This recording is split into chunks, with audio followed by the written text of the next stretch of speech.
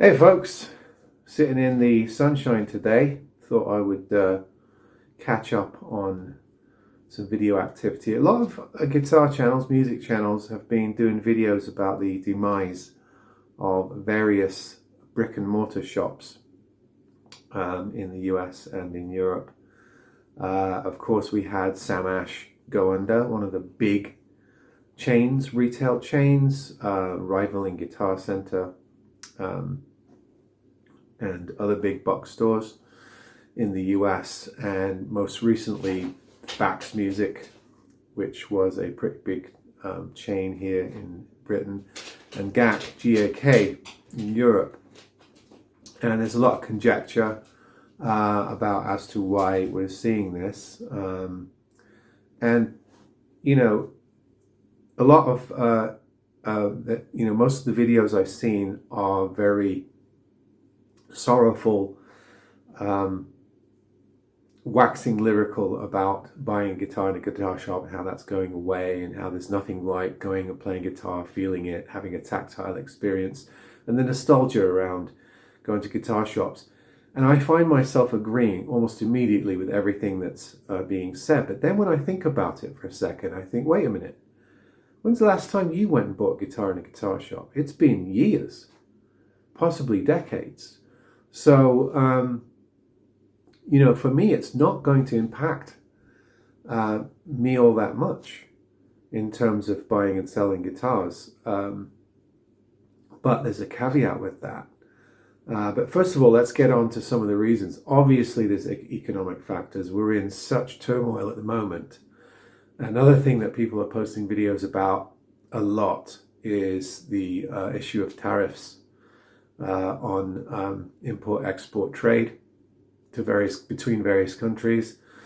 And they're at record levels, even though they've been paused in some situations. The main one, which is in and out of China, is still standing. So of course that is going to have a massive impact on the economy all over the world, even though the tariffs don't exist between China and specific countries. The fact that there's a trade war between the US and China, where a lot of components, as well as instruments themselves, are made and traded.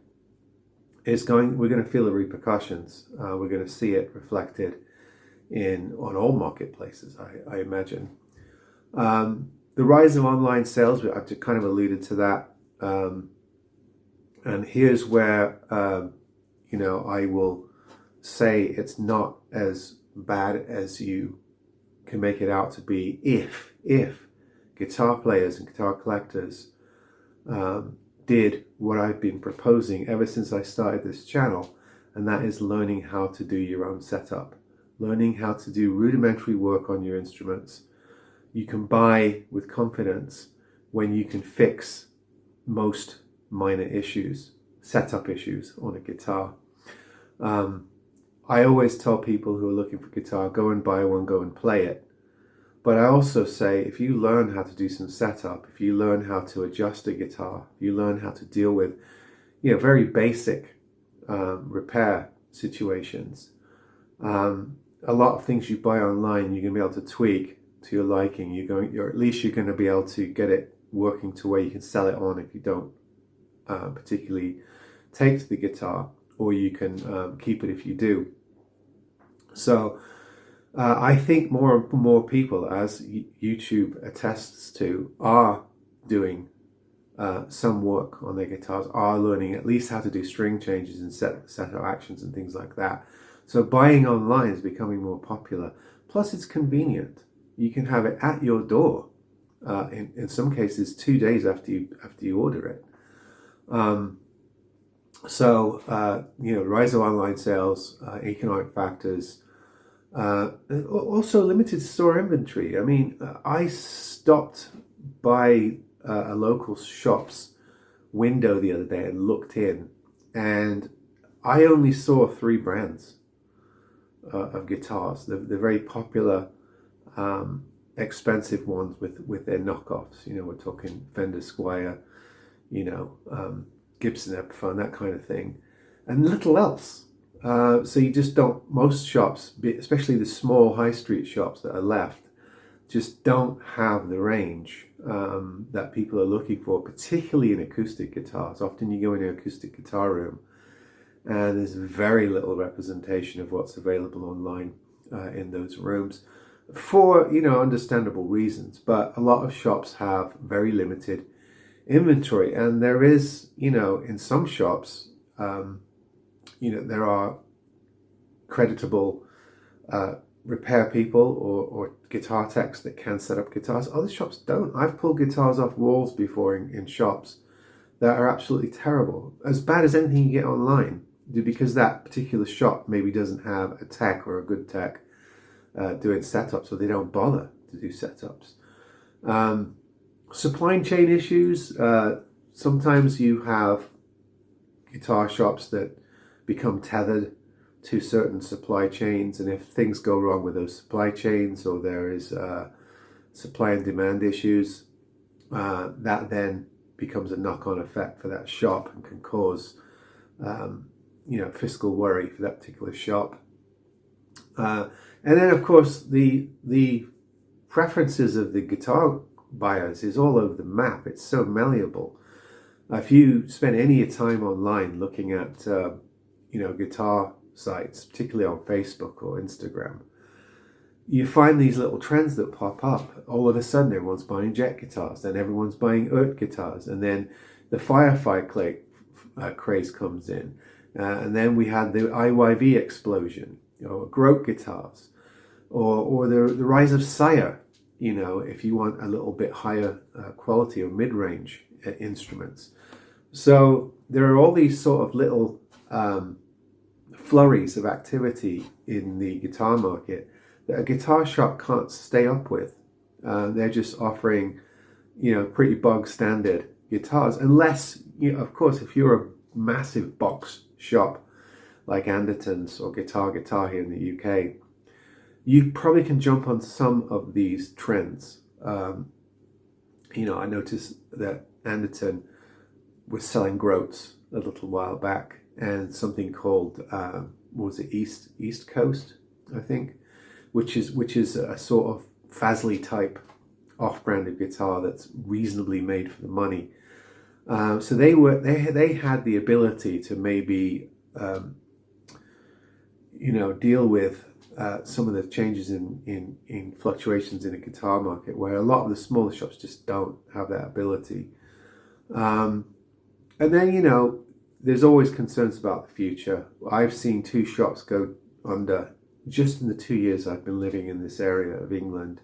So if I had bought a guitar from one of those shops and I was hoping for some sort of warranty service for those guitars, particularly if I was paying a lot of money, one of the shops was a vintage shop, so they didn't sell guitars under £1,500. Now that's gone. So with the volatility of the high street market here, people no longer have the confidence to buy knowing that shop's always going to be there. Of course, they don't have that confidence with online sellers either. But if you're buying online, you pretty much accept that once the warranty period's over, you're keeping that guitar, so you better learn to tweak it to where you can sell it on or keep it. Whereas if you buy from a big shop and you're paying, pretty high-end money, you're hoping that shop's going to be around to service and warranty that guitar for a considerable amount of time. And all of these, traditions, if you like, with guitar shops are now being challenged and now changing. So, all of these things work negatively towards the guitar market in the brick and mortar shops. And you're starting to see a lot of them falling away. They're not adaptable. They can't change with the times very quickly. They become tethered to, various partnerships. They can't sell outside of those partnerships. A lot of times they're locked in to a certain branding chain or even supplier. So all of these things sort of work towards the demise and the bankruptcy of these particular shops.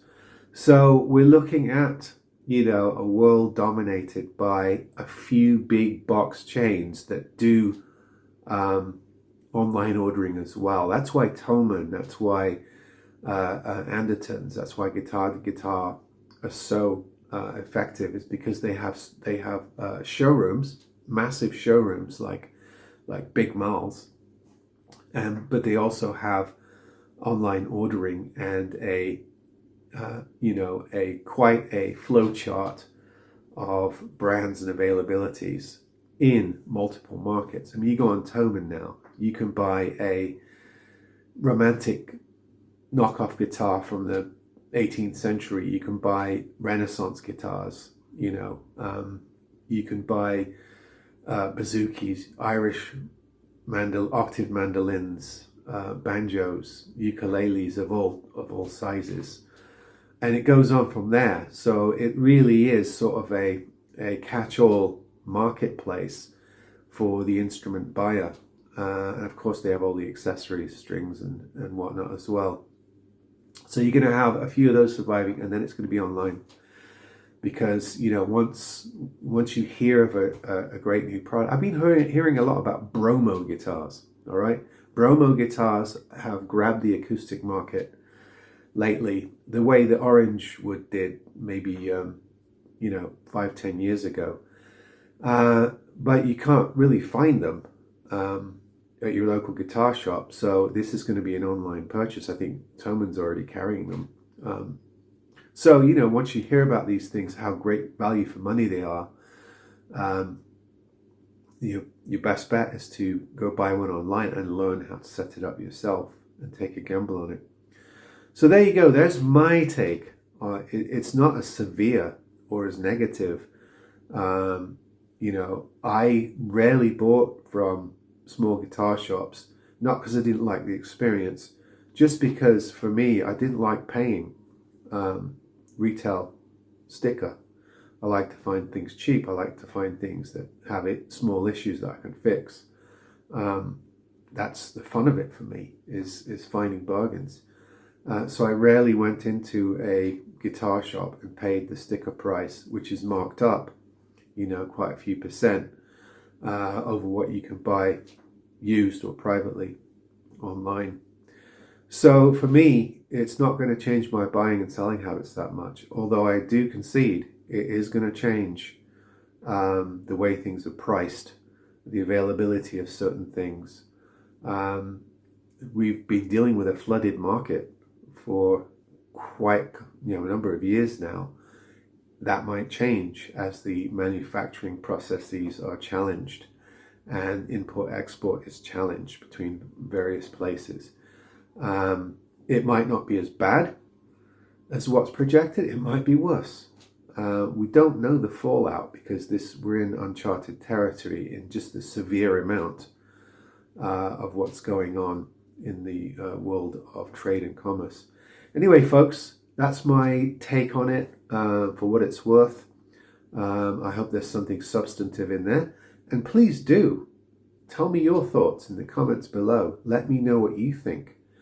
How's the market going to change for you? What are you seeing so far? What are the signs that you're already seeing on the markets in buying and selling instruments? All right, folks. See you next time.